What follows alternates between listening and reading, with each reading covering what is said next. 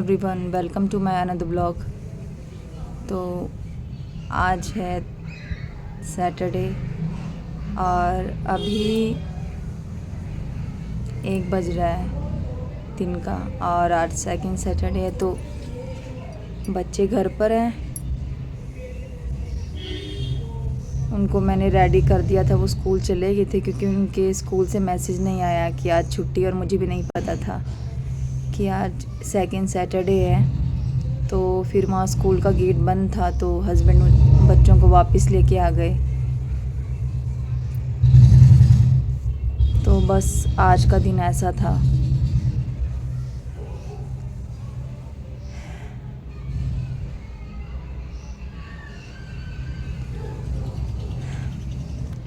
कुछ टाइम से आपसे कुछ बात शेयर करना चाहती थी। ये ब्लॉग मैंने स्पेशल इसी मकसद से बनाया है कि मैं जो अपनी दिल की बात है वो आप सबसे शेयर कर सकूं। कुछ बातें होती है ना ऐसी कि हम किसी को भी बता नहीं सकते हैं, ना अपने माँ बाप को, ना रिश्तेदार को, ना दोस्त को। और सबसे बड़ा मुश्किल ये होता है जब आपके पास माँ बाप ना हो, रिश्तेदार ना हो, कोई दोस्त ना हो, तो आप किससे बात शेयर करेंगे? आप तो बिल्कुल अकेले होते हैं ना। आप किसी से कुछ बात नहीं कर सकते हैं। आपको कोई दिक्कत है, कोई परेशानी है, बस आपको सारी बातें अपने मन में रखनी है, दबा कर दबा कर दबा कर दबा कर दबा कर दबाना है, रोज़ दबाना है। इस हद तक दबाना है कि किसी दिन आप ही दब जाते हैं इन सब बातों में, इन सब चीज़ों में। आपकी जो लाइफ होती है, जो ज़िंदगी होती है छोटी सी, वही कहीं ना कहीं गुम हो जाती है, कहीं ना कहीं दब जाती है। सबको लाइफ जीने का हक होता है ना, सब अपने हिसाब से लाइफ जीते हैं। लेकिन कुछ लोग ऐसे होते हैं जो अपनी लाइफ को एक बोझ की तरह जीते हैं, बोझ की तरह। लाइफ जो होती है वो एक बोझ बन जाती है, बस उसको ढोना पड़ता है किसी तरह, घसीटे जा रहे हैं बस, बिना किसी मकसद के, बिना किसी खुशी के, बिना किसी चाह के। हम बस घसीटते रहते हैं, घसीट कर वो बोझ जो होता है ना, एक दिन लाश बन जाता है, लाश।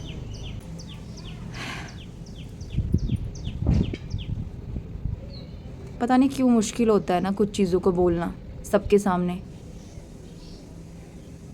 बहुत से लोगों के पास ऑप्शन होता है कि वो अपनी बात बिना झिझक के किसी के भी सामने कह देते हैं। उनके पास कहते हैं कि हमारे पास हिम्मत होनी चाहिए।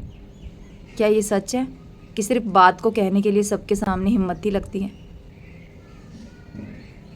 कुछ लोगों को बहुत कुछ सोचना पड़ता है, इतना सोचना पड़ता है कि वो अपने जो अंदर के जज्बात होते हैं ना, जो फीलिंग्स होती हैं, जो इच्छाएं होती हैं, वो बस दबा कर रखते हैं, किसी के सामने बोल नहीं पाते हैं क्योंकि उनको डर होता है। खासकर हम लड़कियों को डर होता है क्योंकि जो हम पैदा होती है ना, वो क्या कहते हैं, टैग, सो कॉल्ड टैग। जब हम पैदा होती है ना और जब हम 10 साल की हो जाती हैं तो हमें एक टैग दिया जाता है कि हम लड़की हैं, घर की इज्जत है, घर की मान मर्यादा, हम सब कुछ होती है। घर की इज्जत भी होती है, घर की मान मर्यादा, पूरी घर की जो इज्जत का ठेका होता है ना, वो हमारे इन 2 कंधों पर होता है, इन कंधों पर। ये दिख रहे हैं 2 कंधे।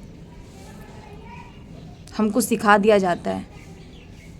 घर के बेटे को नहीं ये बात कही जाती है, लेकिन स्पेशल बेटी को कोने में ले जाकर कहा जाता है कि बेटा आप हमारी घर की इज्जत हो और ऐसा कोई भी काम मत करना कि हमारी इज्जत में, हमारी मान मर्यादा पे बेटा दाग लगे। एक बाप कहता है, एक माँ कहती है कि बेटा ऐसा कोई भी काम मत करना कि आपके घर वालों के, आपके माँ बाप का जो सर है वो झुक जाए। मैं ये नहीं कह रही हूँ कि गलत बात है या माँ बाप कुछ गलत सिखाते हैं हमें, बट ये सिर्फ बेटियों को क्यों सिखाया जाता है? बेटियों से क्यों एक्सपेक्ट किया जाता है कि वो घर की मान मर्यादा, घर की इज्जत को बनाए रखे? वो ऐसा कुछ भी ना करें, कुछ भी ना करें जिससे घर की इज्जत पर बात आए। ये बात बेटे को क्यों नहीं सिखाई जाती है, मुझे आज तक समझ नहीं आई।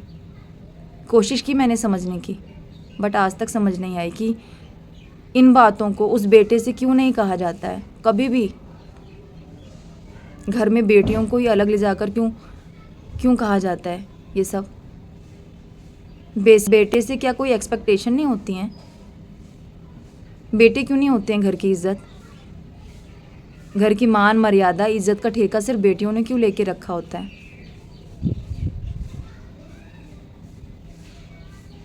जिस माँ ने 9 महीने अपनी कोख पे जन्म दिया होता है उस बेटी को, 9 महीने तो बेटे को भी जन्म दिया होता है ना अपनी कोख पे रखकर।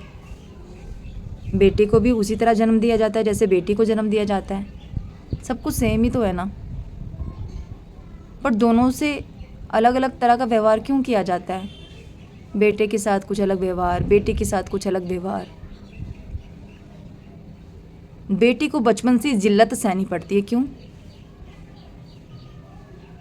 हम कुछ कर नहीं सकते हैं, कुछ पहन नहीं सकते हैं, कुछ खा नहीं सकते हैं, किसी के साथ बाहर जा नहीं सकते हैं। हर हर हर हर चीज़ पे ना वो जो 2 आँखें होती है ना, ऐसे ऐसे ऐसे ऐसे ऐसे ऐसे वो हमें देखती रहती है लड़कियों को। बट बेटा क्या कर रहा है, कहाँ जा रहा है, किसके साथ जा रहा है, किसके साथ बात कर रहा है, वो आँखें उस बेटे पर क्यों नहीं होती हैं? ये जो 2 आँखें होती हैं उस बेटे पर क्यों नहीं होती हैं? ये सिर्फ बेटी पर क्यों होती हैं आँखें? सारी जो नज़र होती है वो बेटी पर क्यों रखी जाती है कि ये कहाँ जा रही है, किसके साथ जा रही है, किसके साथ बात कर रही है?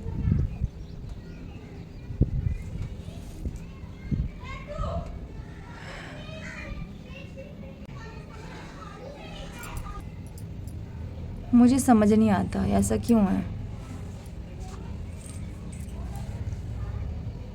ऐसा क्यों है? क्या आप जानते हैं ऐसा क्यों है कि दोनों के साथ अलग अलग व्यवहार क्यों किया जाता है?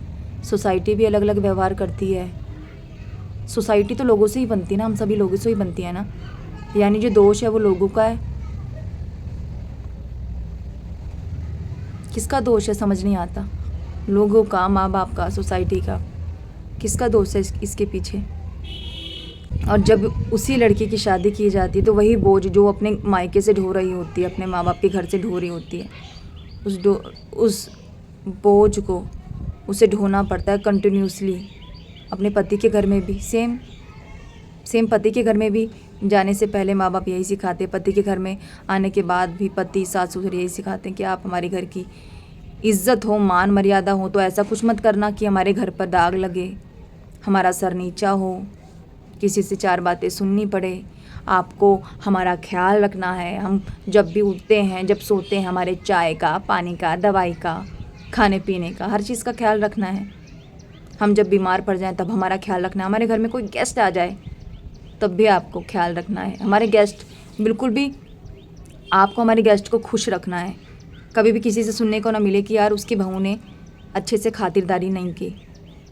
मतलब एक लड़की को सबको खुश रखना है। जन्म होते ही उसकी जिम्मेवारी बन जाती है सबको खुश रखने की। सब कुछ लड़की को ही करना है, क्यों? वो बेटा मस्त साइड में खड़ा रहता है, उसको बस ये कहा जाता है कि जब तेरा परिवार हो जाए तो तुझे अपने परिवार को पालना है। पालने के लिए वो आदमी जॉब करता है, काम करता है। उसका तो फिक्स है कि उसे अपने फैमिली को पालना है, जॉब करनी है, कमा के लाना है। आदमी कुछ भी कर सकता है, उसको कोई बोलने वाला नहीं, टोकने वाला नहीं। जब एक बेटी भाग जाती है ना तो माँ बाप, उसके घर वाले कोड़े मार मार के उसकी जो पीठ है ना वो लाल कर देते हैं। लेकिन जब बेटा भाग जाता है ना तो उससे बस यही कहा जाता है कि बेटा ये काम आपने गलत किया है, ऐसा नहीं करना था आपको। क्यों नहीं उस बेटे की पीठ को भी कोड़े से लाल किया जाता है? ऐसा क्यों? क्यों उस कोड़े पर, उस मार पर सिर्फ एक बेटी का ही हक होता है? बेटे के साथ ऐसा सलूक क्यों नहीं किया जाता है? पूछना चाहती हूँ मैं आप सभी से, क्यों नहीं किया जाता है? कौन है इस बात का जिम्मेवार? बेटी की शादी हो जाती है, वो सब घर को देखना है, उसको पूरा सबकी जिम्मेवारी, सबको खुश रखना है। लेकिन अगर वो थोड़ा सा दुखी हो जाए ना, किसी कोने पर बैठी हो, रो रही हो, तो उससे कोई भी नहीं पूछता कि बेटा क्या हुआ, क्यों दुखी हो, क्यों रो रही हो। वो कोने में बस रोती रहती है। जब उसके आंसू सूख जाते हैं तो वो चुप हो जाती है। क्यों हमारा ख्याल ऐसा नहीं रखा जाता जैसे बेटों का ख्याल रखा जाता है? पति को जब भी गुस्सा आ जाए वो मुंह उठाकर बोल देता है, तूने क्या किया? मेरी कमाई है, मैं जिस मर्जी पर उठाऊं। जब तेरी कमाई होगी, जब तेरे पैसे होंगे तब तू बोलियो, अभी तू चुप रह। हमको बस चुप रहना पड़ता है, बताऊं क्यों? क्योंकि हम कमाते नहीं हैं, हम घर पर रहते हैं, बच्चों का ख्याल रखते हैं, सबके खाने पीने का ख्याल रखते हैं, बच्चों को पढ़ाते हैं, पूरा घर संभालते हैं, बट हम पैसे नहीं कमाते हैं ना। सारी बात घूम फिर के पैसों पे तो आ जाती है। जो पैसा कमाता है बस उसी की चलती है इस दुनिया में, चाहे वो कोई भी हो। हमारी कोई वैल्यू नहीं है, खासकर हम हाउस वाइफ की कोई वैल्यू नहीं है हमारी। हमारा कुछ भी नहीं है, कुछ भी नहीं है। हमारी जो लाइफ है ना, एक कूड़ा है, कूड़ा, जिसे हम रोज़ झाड़ू मार के डस्टबिन में डालते हैं, रोज़ झाड़ू मार के डस्टबिन में डालते हैं और फेंक देते हैं। हमें कोई पूछने वाला नहीं है, किसी को दुख सुख से हमारे लेना देना नहीं है। अगर कोई दुख हो, कोई चिंता हो, अगर हम घर में कॉल कर देना कि मम्मी ऐसा ऐसा हुआ था, ऐसा ऐसा मुझे कहा, तो माँ पता क्या कहती है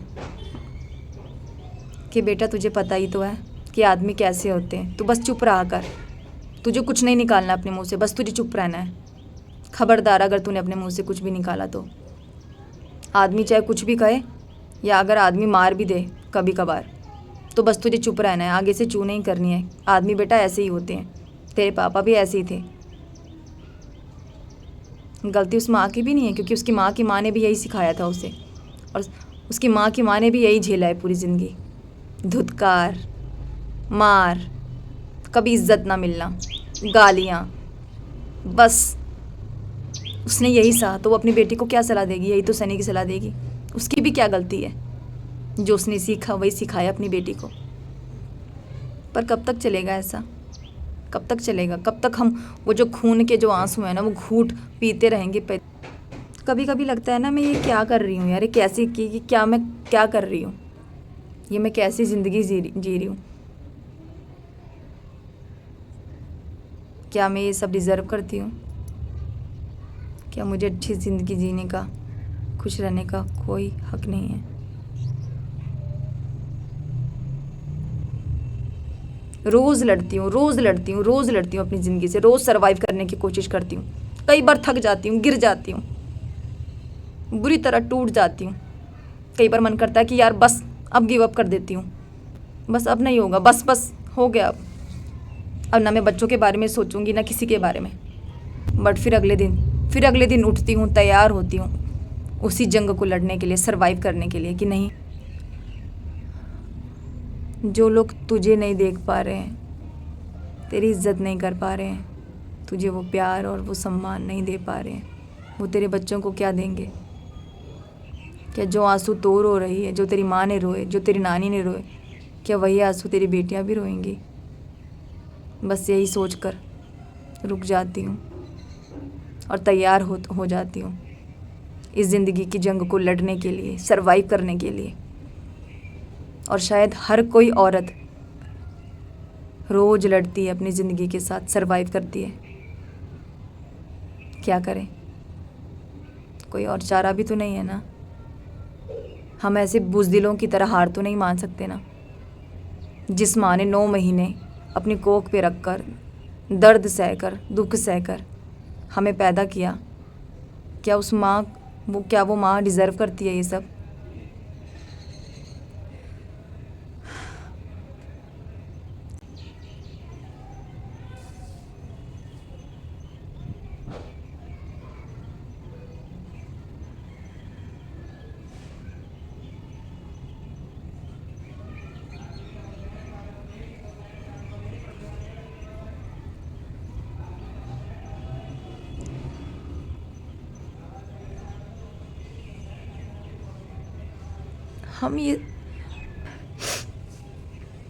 हम ये सच में डिज़र्व नहीं करती हैं यार। हम भी जीना चाहते हैं, खुश रहना चाहते हैं,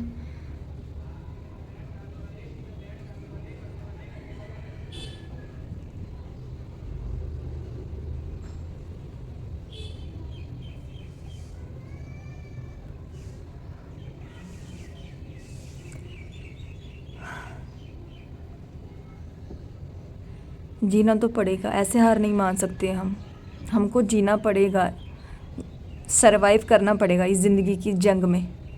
हर कोई सरवाइव कर रहा है, हमें भी सरवाइव करना पड़ेगा। हम ऐसे हार नहीं मान सकती हैं, हम हार नहीं मान सकते हैं। कहते हैं ना,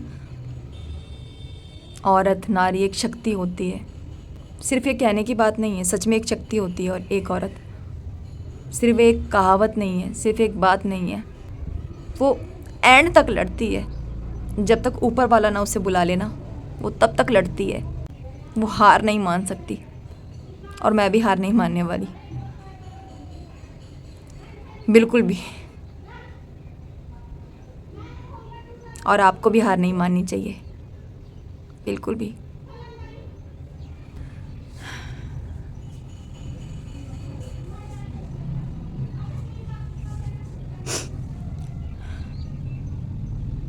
बस इतना ही, बाय।